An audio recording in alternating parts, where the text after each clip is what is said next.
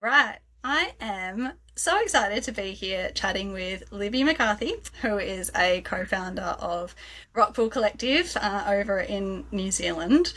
It's such a beautiful cross-generational care model that I just fell in love with the first time we met and I learned about the work that we're doing. And so I'm so excited to be able to share it with more people today. We're going to jump into what Rockpool is, what it looks like, and also your kind of hopes and dreams and imaginings around kind of cultural and systems change around aging. But I would love to start with you and where the inspiration for Rockpool came from and how it all began. Absolutely, and such a delight to be chatting with you, Anna. A big part of the inspiration was actually you. I remember listening to you on a podcast years ago and reaching out to you on LinkedIn because I was so inspired. So, um, that's just a fun little throwback. But yeah, so the inspiration for Rockpool came about. I guess it was sort of an intersection of a bunch of different experiences. My professional background was in building sort of global social enterprises, so really at the nexus of social impact, and then um, business models that drive that social impact. I was lucky to spend some time at Oxford University for my graduate studies, and that was where it sort of all came together. This focus on the aging population and what an opportunity I saw that is.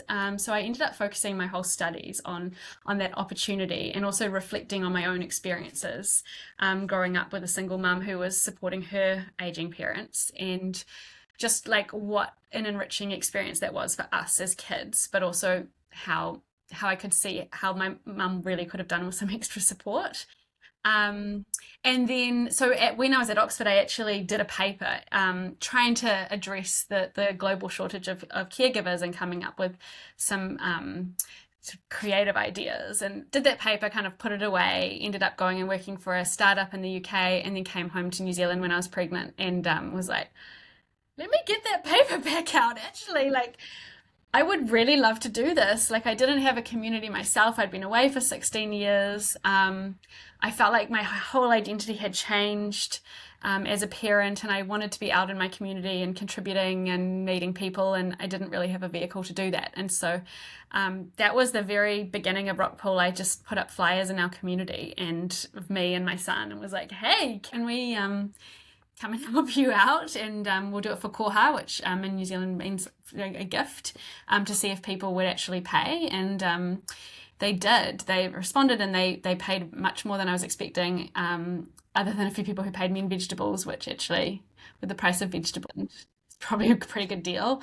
But yeah, from there we grew Rockpool into the platform that it is today, that connects older people looking for a hand to live independently at home with stay-at-home parents who are looking for flexible, kid-friendly work. It's so good. It's so good.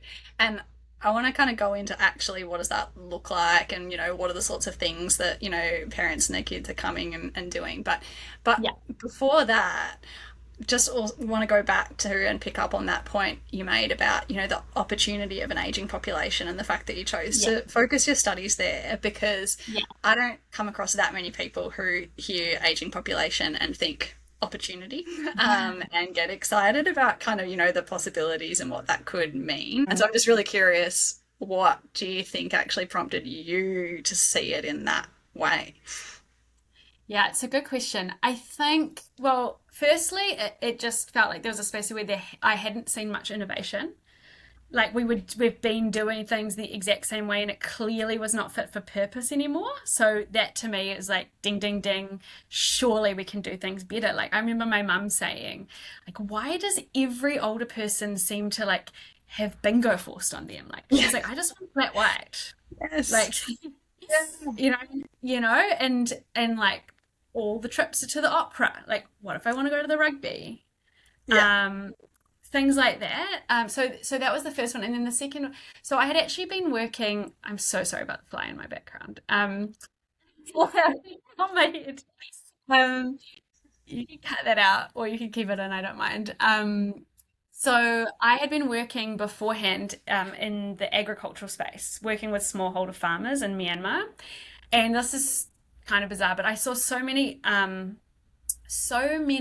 sort of similarities. It was a group of people who I believe were massively misunderstood and also undervalued. Like a lot of global companies would say, "Oh, we're not going to do business in Myanmar because tech farmers, they're not literate and they wouldn't be tech savvy." And when you got to know the farmers, they are some of the savviest people you will ever meet. It's that the technology that was provided to them wasn't useful or wasn't fit for purpose. And so for me, it was about, if you can put something valuable in front of people, then I believe then there's a lot of opportunity for adoption. And it's what I see with older people all the time. Like, for instance, a lot of older people, I find are super tech savvy these days.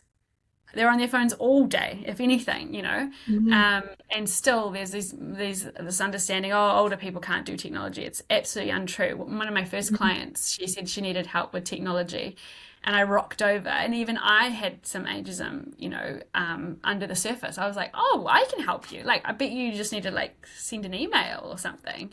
And she was like, great. I need you to edit my website for me. And like she wanted me to code.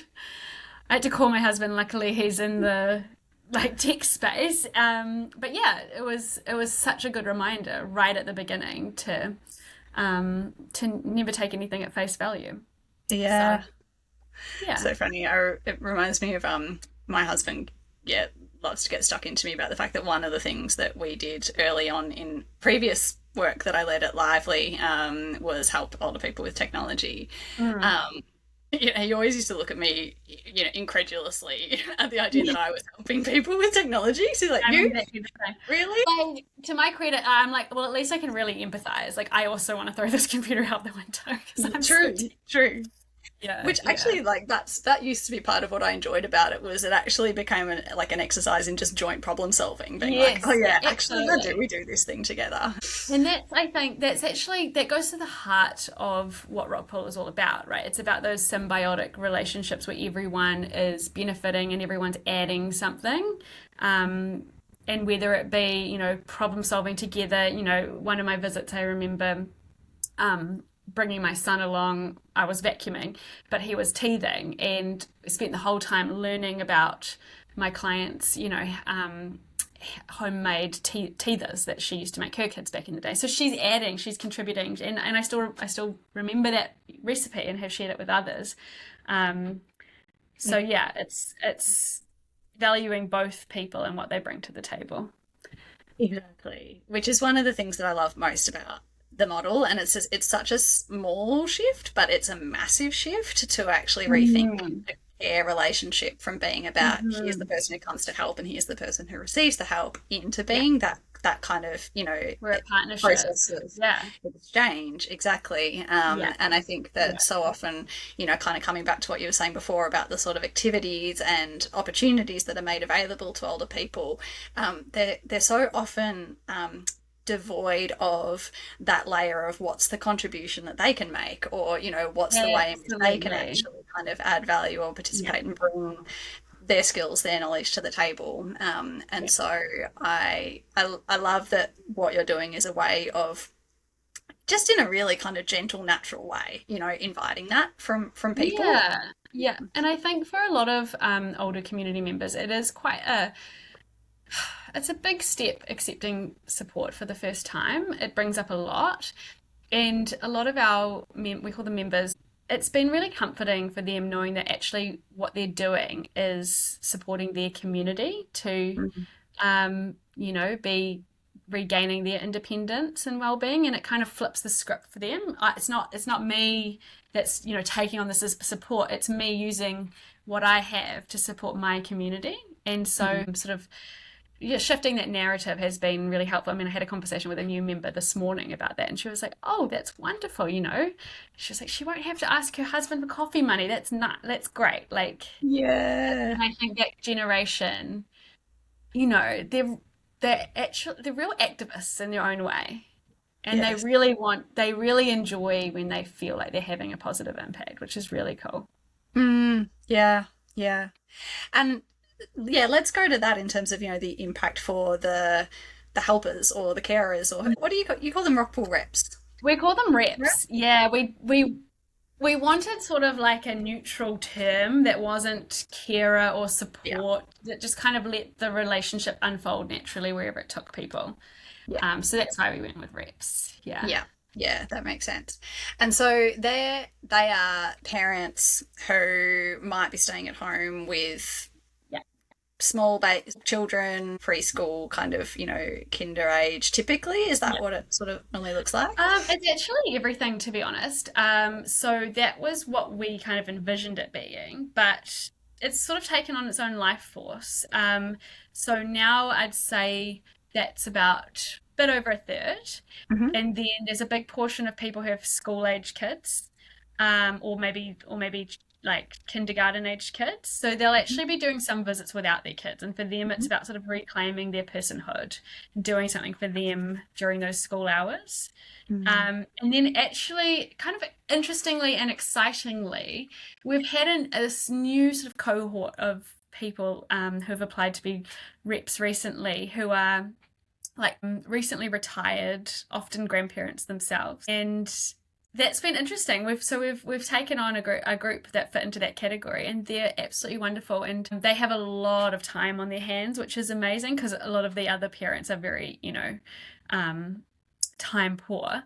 And so some of them have taken on more sort of like community management type roles for us as well, and they have incredible experiences to offer us as well. So that's really cool, because in terms of impact, that's a whole nother cohort of, they're facing ageism within the workplace themselves. And so they're looking for the same things, that type of flexibility for that stage of life, but also a sense of contribution and meaning. Mm. I love that. And I think, correct me if I'm wrong, but I imagine that a lot of the people that have come to Rockpool are people who would not have already been thinking about an aged care career path or 100%. working formally in this sector, right? Yes. I think none.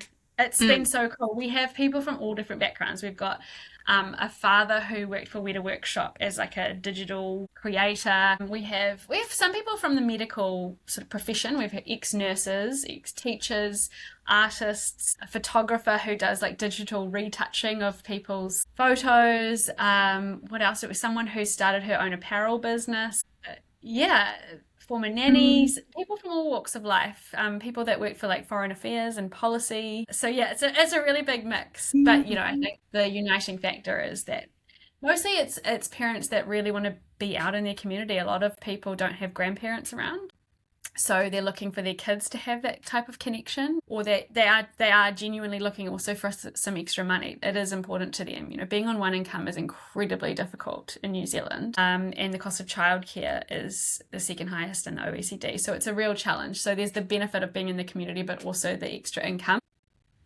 I think that's And I think what I find so exciting about that is because, if you're in or around the aged care sector in Australia, I don't know, I assume it's probably similar in New Zealand. There is so much panic about the care workforce and yeah, workforce shortages. And I've sat in so many forums and rooms and conversations where people are, trying to work out the solution to this and yeah, really not coming up with much that kind of is particularly exciting, or that you can kind of see, yeah, that's going to be a real unlock. And I think what you're I doing know. is, because it's a way of actually sort of making this accessible and attractive and appealing to whole swathes of kind of community that Yeah. just otherwise wouldn't have come towards this work. Like, honestly, it's the best part of what we do. Just seeing the caliber and honestly, just the care that people bring to this role, and the thought. Like, I called one of my reps this morning. She's like, "I'm on my way to my meeting to meet my client. I remember I've just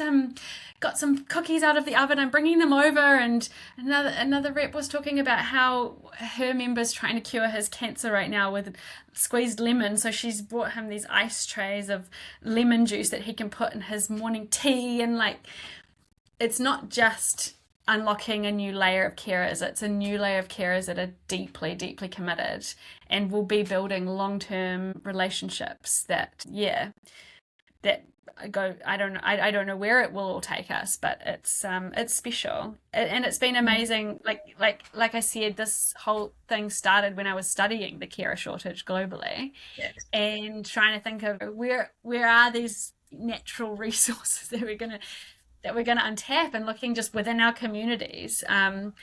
On paper, to me, sounded like such an obvious thing to do, but I really wasn't sure if it would work in reality. Like, does anyone actually want to do this? And that's been amazing to see. Like, we are constantly overwhelmed with applications. We don't pay to recruit, we just post on Facebook once in a while, and we just have applications flying in. So that side of the platform has just never been an issue. It's just incredible people who just kind of seem to find us. So Which would just yeah, blow the minds of so many mainstream providers that it's not a challenge for you. and it's not just how we frame. Like you have to follow through, right? It is about, we pay well. We try and set people up to succeed. It is about the relationships that you're building, and we celebrate the impact that people have on people's lives. We value them for what they're doing, and hopefully make them feel really seen and supported.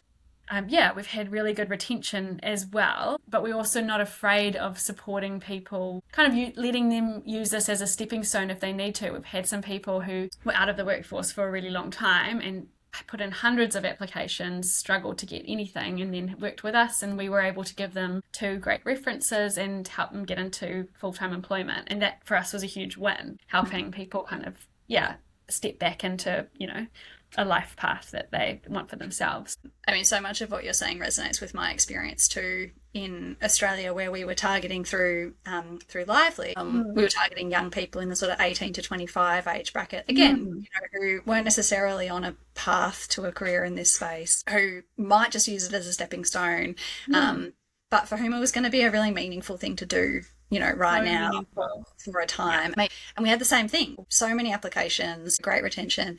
I think, maybe sometimes the sector and the industry gets in its own way by being so desperate to Yeah. find people who will stay forever, Yeah. that they kind of limit the pool, but then also don't necessarily provide that environment and that culture that's going to actually naturally keep people and keep them engaged. And not just engaged, but what I love about what you're talking about is just it's joyfully engaged, like there's just this like creative spirit, the way you're describing the reps and what they bring to this, that I just Yeah, and I can't take any credit for that. They just are absolutely amazing. Like, Mm. um, yeah, my kind of threshold is like, when I hire someone, would they be better than me? And they're like, yes, they absolutely yeah, it's a Yeah, really, really creative group of people that are going way above and beyond in what they yeah, do. it's so great. Why do you think people do come to Rockpool rather than going through sort of more formal services? I'm interested, Mm. particularly for this new cohort that you're seeing starting to come through, this older Yeah, cohort, whether they would ever consider or conceive of getting involved with this sort of work through a sort of more traditional service provider definitely, or not, and definitely and not. and, and why do Yeah. you think that is? They, I think, really want to feel like they've got meaning, and yeah, like what they're doing matters. They don't see themselves putting on a uniform and showing up to, vacuum a floor and leave. It's not about that for them at all. They want the relationship, and they want the opportunity to build community connections, and yeah, they want to be useful. And we do clean, we do gardening, we keep things very practical. We do meal prep, technology, pretty much anything that's not medical. But yeah, I think a lot of it does come down to how you present what we're doing. Someone actually was saying to me this morning, a volunteering role that they did just didn't have enough sort of guardrails around it, or yeah, it was sort of left up to them. There was no schedule in place, and so she said it's just sort of like withered away. Whereas with us, there's enough structure, but then also enough freedom to kind of make of it what you want. Yeah, I get that. I'm sort of thinking about the Trojan horse, which is a metaphor that I, kind of have often used about like, these activities and these services being a Trojan horse for these relationships to form around. But what strikes me in what you're saying is that actually the relationship is the thing that, that people are looking for, that people are drawn to, and that people are staying for, is that sense of meaningful relationship. And I'm curious about your reflections on, in the New Zealand context, to what extent our system norms, promote those kinds of relationships, because I think in Australia they absolutely don't. Yeah, no, it's really interesting. Like, we found out pretty early that the word companionship was like a dirty word. Mm. um, to our members, like lots of people, they crave social interaction, but they don't want to feel like they need to pay someone to come and talk to them. They'll happily pay for someone to come and change a light bulb and then have a cup of tea. And the cup of tea is where, the joy and the value comes from, really. And so that's why we kind of designed our service in the way that it is very practical. So you actually are getting practical value for what you're paying for.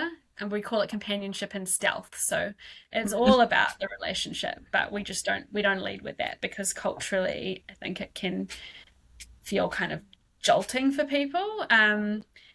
Definitely when it's a paid service as well, it can have a bit of an icky factor for people. And then, at the systems level, certainly there's so much talk about like the health implications of loneliness and isolation. But the moment you're like, well, I've got a solution for that, they're like, it's not that important.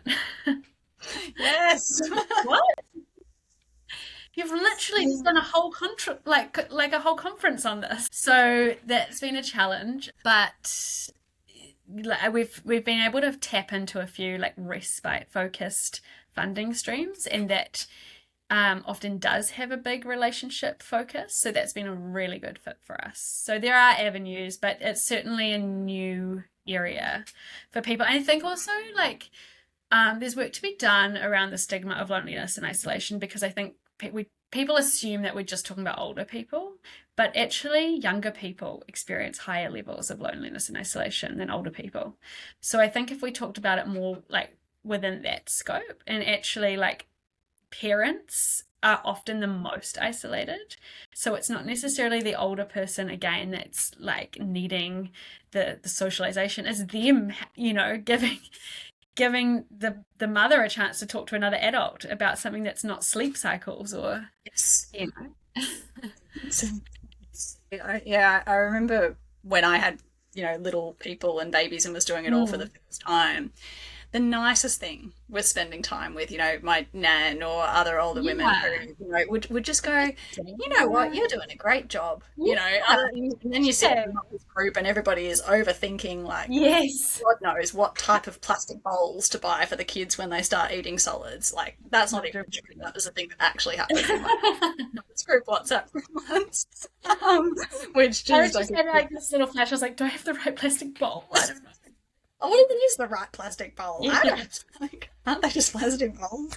Anyway, there's something that is so grounding and that is such a relief about being with people who have been right through it and know what makes a difference and what doesn't in the long run. And they're just in that phase where they just enjoy children so much, and seeing it through their eyes is so lovely. Yeah, it's a reminder when you're really in the grind of it all to actually stop and appreciate, like, this is magic, really. Yes. And it's a moment in time, and it's also a reminder of that, right? Yeah. Things change, and it won't be this way forever, and we'll miss a lot of the things we have. So exactly, yeah. We could talk forever, but I'm wondering, before we need to wrap up, whether you'd like to share any of your kind of hopes, dreams, aspirations, ideas about, where you would like to see RockPool go into the future, but also more broadly, how the systems and culture around aging care, might start to shift in our lifetimes, and hopefully by the time, we are those older I women love that ourselves. this was your wind down question. This is a Yeah, I wind know. down. It just blows it right open, doesn't it? How much time do you have? Three. Yeah, no, okay. So hopes and dreams for Rockpool. It's funny. A lot of people kind of see us and they're like, "Oh, you're a cutesy little neighborhood thing," but we have big hopes and ambitions, and we want to be everywhere. We really want this to be a scalable model that anyone who would benefit from being on either side of the platform could have access to it. I would love to see it, like, for instance, adopted by a government at some point as an option for an extended maternity leave or something like that. That's one of my dreams. Or just enter the commonplace of society. Oh, you're home with your kids. Have you thought about Rockpool? Just being something that is, just an option for whoever might benefit from it. And then also on the other side of the platform, I'd love to see our style of preventative support or social support become the norm, because I think it's going to have a huge impact in enabling people to continue living the life they want to live for a lot longer. And also, having huge follow-on effects in terms of, bringing down system costs for hospitals and rest homes and things like that. We need to be starting earlier. So I'd love to see those two things normalized. And I do see us as this tiny little sort of rebellious effort that is pushing against all these societal norms. Again, this cutesy little thing, but we're not that cutesy. We got big goals. I think one key thing is around the value of the work that we're doing, and I want to see that normalized as well. So a lot of people ask us, why don't you just, you have mums working for you, they have lots of time, why don't you get them to volunteer for you? And that's that's a big one for me. It's like, why do we constantly value the work that male dominated professions kind of naturally fall into, and then expect the naturally women dominated professions to either be paid low or unpaid entirely? So I'd love to see the society valuing that a lot more. And all the soft skills and hard skills that our people are bringing to this work to, and when we think about it, like, we're willing to pay for all these things in life, but when you ask someone their major hope and dream, it is often to stay independent in their own home. So if that is the big hope and dream, why is that the one thing that we're often not willing to value? That's a big one for me.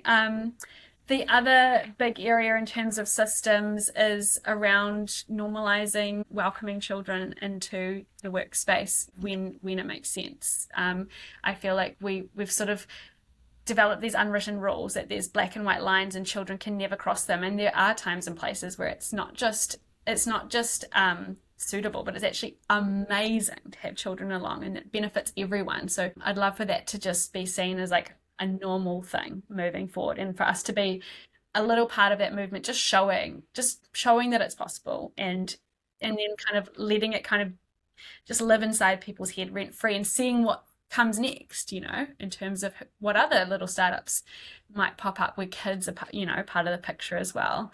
And then again, normalizing the fact that older people have so much to bring to us, to our society and to our communities, and that we're very, very lucky to have mixed generations in our communities, and it's worth fighting for and holding on to. Yeah, that's a terrible last question, because there is so much that I just want to talk about and unpack. I completely agree with everything that you're saying, and I particularly love that idea of this being this quiet rebellion, quiet but growing. And I do agree that this is the sort of thing that should just be part of the normal fabric of community life and care models. Yeah, that attitude towards that sort of nice, cutesy, lovely, feel good kind of thing is like, yeah, that goes a little way, but you get that a lot around intergenerational work in Australia as well. It's like, oh yeah, that's lovely, that's a nice little thing that you're doing, and it's like, no, this is serious work of like rebuilding It's kind of and it's social hard. Like it hasn't been infrastructure. done because it's hard. Yeah, yeah. Like but it's so worthwhile. I really believe it's an idea that's time has come. If we don't do it, someone else will do it because it's a no-brainer. But we've had all these investors go, I love this idea so much because it won't be scalable or profitable, but it's so nice. I'm like, I'm like, cool. I'll follow up with you in a few years. We do. I hope, who knows where we'll go, but we do. Again, being a business is an important part of our blueprint because it's about us delivering value in exchange for money. And again, this goes back to my background in Myanmar, where we were selling products to smallholder farmers. And for me, it was a much more dignified exchange than lobbing some charitable thing at someone, when they might need it, they might not need it. If it breaks, they've got no one to come and talk to get it fixed and no agency. Whereas if they're going to put their hard-earned dollars into your product or service, you better be doing a good job. And if it breaks, you're going to hear from them, and you're held accountable. And if nobody buys your product, well, that's also really good information for you that you're not delivering value. So I think we're not a business by mistake. It's by design, so that we can make sure we continue to deliver value for both sides and impact. And like these things can absolutely scale if actually people just decide, to want them and use them. We're designing it to be. I'm quite inspired by like the Airbnb approach, where they sort of went deep on their first 100 customers to understand them inside and out, to then kind of set the foundations of what you want to scale and how you want to scale it. So I think you can go deep and then go broad as well. And I think, the gap that often needs to be bridged, and what, we're sort of hoping to do through these sorts of conversations and through the sort of, bigger picture of work that this all fits into, is that there are a lot of people out there who aren't satisfied with what they see available in the mainstream kind of service template and options, but they just don't know what else is possible, and they don't know what they're entitled to ask for or expect. And so if people know that these sorts of models are out there, that they're working, that they're accessible, I really think that actually there is a massive scale opportunity waiting to be it's just actually, and that's why what you're doing is so important, because that has been our biggest challenge, is just getting word out. And it takes, it has to happen in waves because you're building trust, right? So it's not about just like seeing a pamphlet once. It's about hearing from someone else and having those enabling conditions. So yeah, good flock is incredibly important for this entire ecosystem. And yeah, we're so grateful you're doing what you're doing. How can people help you if they're inspired, they want to be part of something like this, whether, maybe whether, for those who might be in New Zealand, or for people who are listening in Australia, what would your message be? Oh, I mean, join us, follow along, reach out to us if you have any ideas on what we could be doing differently, or connections we could be making. We're looking to grow through partnerships right now. So anyone who wants to be part of our journey, we're just, in that phase where we're loving talking to whoever's interested in this kaupapa and this work. I think, one of the things that I love most about, like sort of your story and what you're demonstrating, is that, there are big picture issues at play, and there's, massive systemic potential kind of impact and influence. But at the end of the day, it started with you jumping out and walking around your neighborhood and putting flyers in people's letterboxes, and not to underplay how much work and effort, has gone on over time to kind of get from there to where you are, and how much more there will be to get to that kind of next level. What is really inspiring is that it does show that actually, like, where there's a will, there's a way, and these things are possible. A lot of people will sit there and say, no, possible. We can't bring kids into care environments, it's too complicated, and regulation says this. A lot of the time it's actually just a lack of will, not actually if you drill down, why you'll always get to the fact that there's really no reason. In my experience. And it has taken a lot of pavement pounding, both literally and figuratively. Definitely big ups and downs. I think that would be one message I would send to anyone who's working in the space. If you're experiencing a down, like, you're not the only one. There's definitely, it's definitely a journey. But my goodness, so worthwhile. So worthwhile. Yeah, absolutely. I am so grateful that you're doing what you're doing, and so excited to see how Rockpool continues to grow. Hopefully, we can get it over to Australia, find some Well, Asian one partners day out we'll be there there. who'll partner and help make that Yeah. happen. But thank you so much for chatting and sharing your story and your amazing work. Always a pleasure, And Anna. This is a all full circle moment talking to you after me reaching out from listening to your podcast years ago. oh, it's been Yeah. really fun, really fun. Yeah, Thanks, Libby. You've got a little one upstairs, and you've got to get I back to do. them. Yeah, I can see Yes. my other one scootering outside. He's not allowed to come in yet. So I better They've go done get so him. well. They've done so well. All Thanks, right. Thanks so Libby. much. Bye.